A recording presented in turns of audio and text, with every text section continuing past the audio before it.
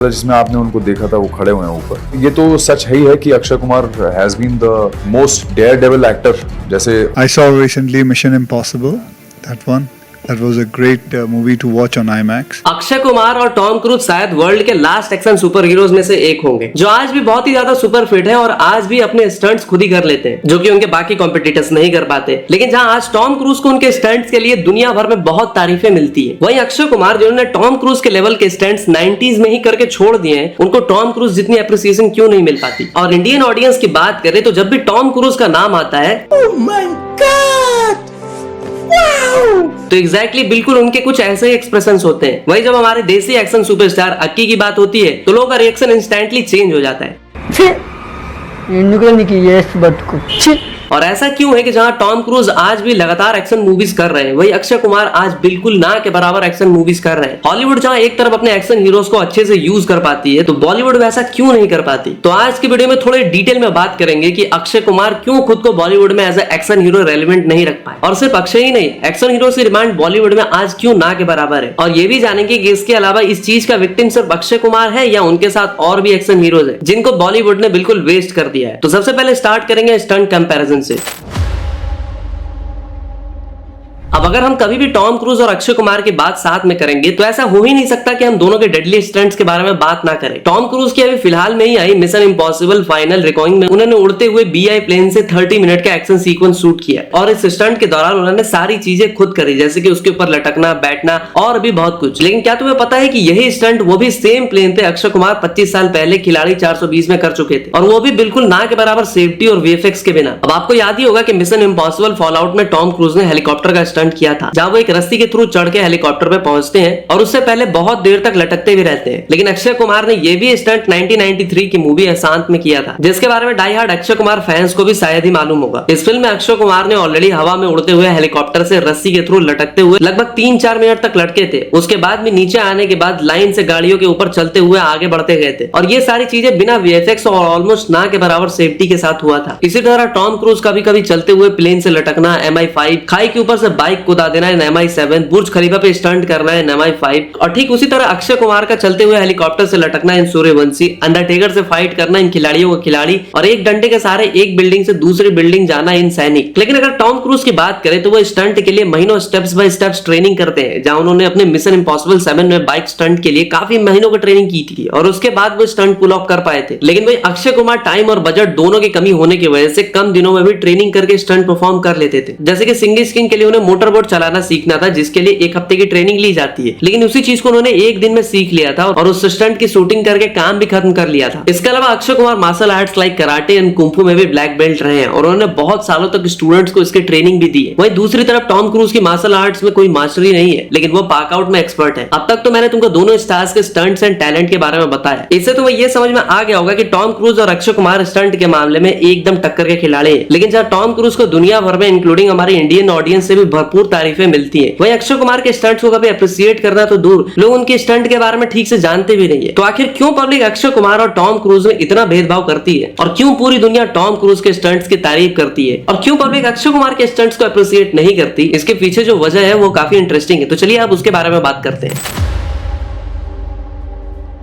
तो अक्षय कुमार को अप्रिसिएशन ना मिलना और टॉम क्रूज को अप्रिसिएशन मिलने का सबसे बड़ा रीजन है उनकी एक्शन मूवीज ही। जैसे कि अगर आज तुम अक्षय कुमार की 90s के एक्शन मूवीज को देखने की कोशिश करोगे तो उसमें तुम्हें बहुत ही गिनी चुनी लाइक खिलाड़ी, खिलाड़ियों खिलाड़ी, मैं खिलाड़ी, तू अनारी देख पाओगे, क्योंकि उसमें ज्यादातर मूवीज कुछ खास अच्छी नहीं थी। लेकिन अगर तुम टॉम क्रूज की पुरानी एक्शन मूवीज की बात करो like top gun 1, mission impossible 1, तो उन्हें हम आज भी देख सकते हैं और वो आज भी रेलेवेंट लगती है, क्योंकि उनकी प्रोडक्शन क्वालिटी आज भी बहुत ही अच्छी है। लेकिन अगर बॉलीवुड के 90s के एक्शन मूवीज की बात करें तो सिर्फ अक्षय कुमार की मूवी नहीं, इन जनरल 90s की एक्शन मूवीज की प्रोडक्शन क्वालिटी बहुत ही खराब रहती थी, जिसकी वजह से जो इंटेंसिटी तुम आज के टॉम क्रूज के स्टंट्स वगैरह में महसूस कर पाते हो वही चीज अक्षय कुमार के स्टंट्स में कहीं भी नहीं देखा जा सकता। इसके अलावा अगर तुम टॉम क्रूज और अक्षय के मूवीज को ध्यान से देखते हो तो तुम नोटिस करोगे कि टॉम क्रूज के एक्शन मूवीज में जो भी बड़ा स्टंट होता है उसके लिए स्टोरी में कोई ना कोई स्ट्रॉन्ग रीजन होता है, जिसकी वजह से स्टंट बहुत ही ऑर्गेनिक लगता है। लेकिन ये चीज अक्षय कुमार के मूवीज में उतनी ज्यादा नहीं होती। मतलब कभी भी कहीं से भी मूवी के बीच में हेलीकॉप्टर आ जाता है, फिर अंडरटेकर कूद के आ जाता है, और कुछ एग्जांपल एग्जांपल को छोड़ दे तो ज्यादातर टाइम 90s एक्शन मूवीज में बिना स्टोरी और सिर्फ स्टाइल के दम पे एक्शन सीक्वेंस किए जाते हैं, और कहीं ना कहीं एक्शन सीन्स करने वालों को आम नागरिक उस टाइम पे सर्कस का जोकर भी कहकर संबोधित कर दिया करती थी। तो बेसिकली मुद्दे की बात यह है कि टॉम क्रूज के स्टंट्स को इतना एप्रिसिएशन इसलिए मिलता है क्योंकि वो स्टंट उनकी मूवीज की स्टोरी की डिमांड के अकॉर्डिंग होती है, जिसकी वजह से उन एक्शन सीक्वेंस को देखने में मजा आता है। वही अगर अक्षय कुमार की एक्शन मूवीज की बात करें तो उसमें जो एक्शन सीन्स होते हैं वो बहुत ही फोर्स्ड और अनवांटेड लगते हैं, प्लस इन मूवीज की स्टोरीज भी उतनी कुछ खास होती नहीं, जिसकी वजह से हमें वो एक्शन सीन्स उतने इंपॉर्टेंट फील नहीं होते। लेकिन अगर अक्षय कुमार ने टॉम क्रूज की तरह मिशन इम्पॉसिबल जैसी एक क्वालिटी एक्शन फिल्म सीरीज की होती और अगर उसमें अक्षय कुमार वो सारे डेडली स्टंट्स करते तो आई एम श्योर कि जितना एप्रिसिएशन आज टॉम क्रूज को मिल रहा है उतना ही एप्रिसिएशन अक्षय कुमार को भी मिलता है। लेकिन देखो, जब इस तरह के डेंजरस स्टंट्स करने के बाद भी कुछ खास एप्रिसिएशन एंड रिकॉग्निशन नहीं मिलती तो क्यों ही कोई इतना रिस्क ले, तभी जाकर के स्टंट डबल्स यूज किए जाते हैं। लेकिन इन स्टंट डबल होने के बावजूद भी न्यूज आते ही रहती है कि कभी एसआर के किंग के सेट पे इंजर्ड हो गए तो कभी प्रभास फौजी के सेट पे। इसलिए अक्षय कुमार ने डेडली स्टंट्स वाली कोई मूवी सालों से करी नहीं है, जिसकी वजह से आज के ऑडियंस के नजर में उनकी एक्शन हीरो वाली इमेज एकदम गायब सी हो गई है। लेकिन क्वेश्चन ये आता है, अक्षय कुमार को जिन एक्शन मूवीज ने बॉलीवुड का सुपरस्टार बनाया, आखिर क्यों एक टाइम के बाद अक्षय कुमार ने एक भी एक्शन फिल्म करनी छोड़ दी, और टॉम क्रूज जिसने अपने करियर की स्टार्टिंग में काफी सालों तक कोई एक्शन फिल्म नहीं करी, वो आखिर क्यों अचानक से बस एक्शन मूवीज ही करने लग जाते हैं।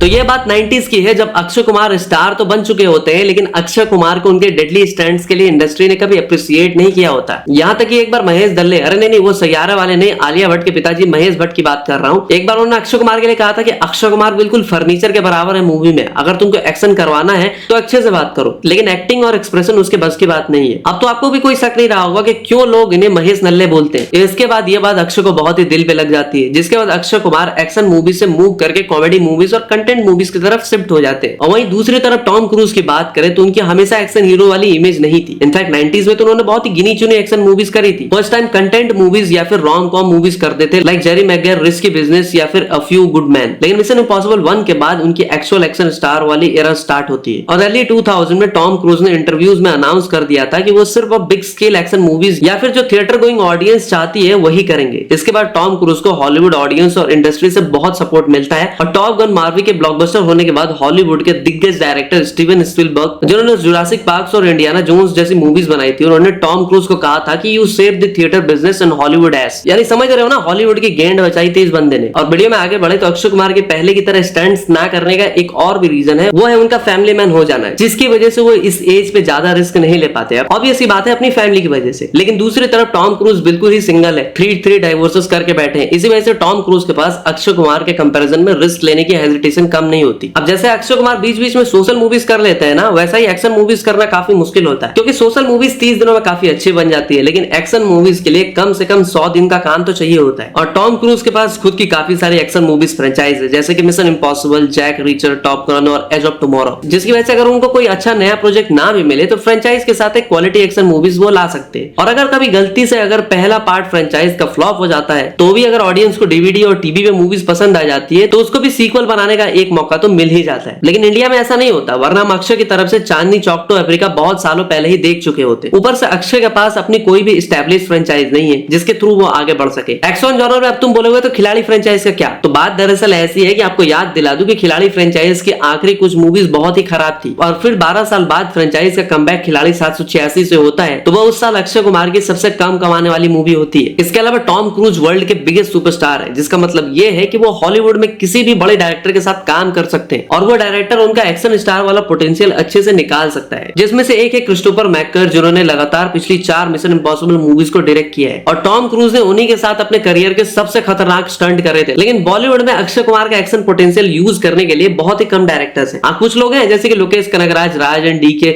विक्रमादित्य मोटवाने, जिन्होंने भावेश जोशी बनाई थी, और किल के डायरेक्टर निखिल नागेश भट्ट। लेकिन अक्षय का उनके साथ कोलैब किसी न किसी वजह से नहीं हो पाता, और ऊपर से आज अक्षय कुमार पूरी तरह से कॉमेडी मूवी सीक्वल्स की तरफ जा चुके हैं। सीधी सी बात है, जहां उनका सबसे ज्यादा फायदा है, जिसकी वजह से अक्षय कुमार ने वेंकट प्रभु, सिद्धार्थ आनंद के प्रोडक्शन वाली और मोहित सूरी के साथ एक्शन मूवी जो भी ऑफर हुई थी वो सारी की सारी रिजेक्ट कर दी है। इनसे मुझे लगता है कि अक्षय कुमार और सिद्धार्थ आनंद का अगर कोलैब हो जाता तो वो अक्षय कुमार का एज ए एक्शन स्टार बहुत बड़ा कमबैक हो जाता। अक्षय कुमार ने जो अपना लास्ट बड़ा स्टंट किया था वो 52 के एज में सूर्यवंशी में हेलीकॉप्टर के ऊपर अपने हाथ से लटकने वाला किया था, लेकिन उसकी हाइप उतनी ज्यादा नहीं बन पाती है, क्योंकि तुम जानते हो कि अक्षय कुमार की हर मूवी 3-4 महीने में आ जाती थी, जिसकी वजह से अगर वो बंदा स्टंट कर करता भी है तो उसकी हाइप नहीं बन पाती। दूसरी तरफ टॉम क्रूज के स्टंट की मार्केटिंग 1-2 साल तक चलती है। अब देखो वीडियो में हमने टॉम क्रूज और अक्षय कुमार के स्टंट्स को कंपेयर किया, फिर ये भी आपको बता दूं कि क्या टॉम क्रूज के स्टंट्स की हाइप ज्यादा है और अक्षय कुमार के स्टंट्स की कम, और फिर आपको ये भी बताया कि क्यों टॉम क्रूज के स्टंट्स की हाइप ज्यादा है और अक्षय कुमार के स्टंट्स की हाइप कम। साथ ही साथ ये भी बताया कि कैसे बॉलीवुड में उन एक्शन स्टंट्स को अप्रिसिएशन मिलने की वजह से उन्होंने एक्शन मूवीज करना छोड़ दिया। लेकिन अब यहाँ पे एक इंटरेस्टिंग क्वेश्चन रेज करना चाहूंगा, और वो क्वेश्चन ये है कि क्या बॉलीवुड या इंडियन सिनेमा इंडिया के action heroes like Akshay Kumar, विद्युत जामवाल, टाइगर श्रॉफ के पोटेंशियल को वेस्ट कर रहे हैं? क्योंकि बॉलीवुड के कुछ ऐसे स्टार्स हैं जो टॉम क्रूज लेवल के एक्शन कर सकते हैं, लेकिन बॉलीवुड इनको यूटिलाइज ही नहीं कर पा रहा। और क्यों नहीं कर पा रहा है, चलिए जानते हैं नेक्स्ट पॉइंट में।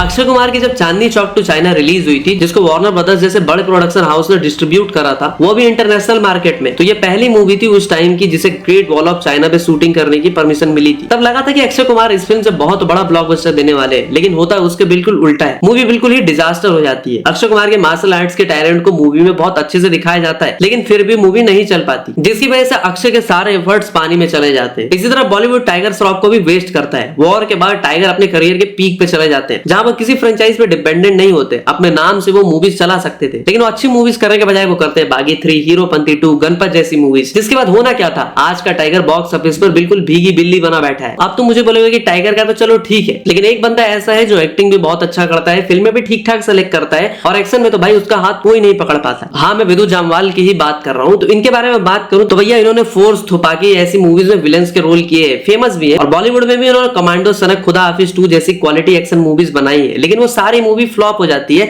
और विद्युत को वापस अपने पुराने रास्ते साउथ इंडस्ट्री में विलन रोल्स करने पड़ जाते हैं, और हॉलीवुड में भी वो एक मल्टी स्टारर मूवीज कर रहे हैं जिससे उनका पोटेंशियल यूज हो पाए। और बस इसी प्रॉब्लम का सामना टॉम क्रूज को कभी भी अपने करियर में नहीं करना पड़ा था, क्योंकि हॉलीवुड में क्वालिटी एक्शन डायरेक्टर्स की कमी उनको कभी हुई नहीं, बल्कि टॉम के नाम की वजह से न्यू डायरेक्टर्स को भी बहुत बड़ा बजट मिल जाता है, जो इंडियन सिनेमा में मुश्किल से ही रहता है मोस्टली। तो अब तुम्हारा इन सब के बारे में क्या कहना है? तुम्हें क्या लगता है अक्षय कुमार को कौन से डायरेक्टर के साथ काम करना चाहिए जिससे अभी भी वो अपना पोटेंशियल टॉप पे ले जा सके और टॉम क्रूज की फिर से बराबरी कर सकते हैं? इन सारी चीजों के बारे में मुझे कमेंट में बताना। मैं मिलता हूं आपसे अगली वीडियो में, तब तक के लिए हर हर महादेव।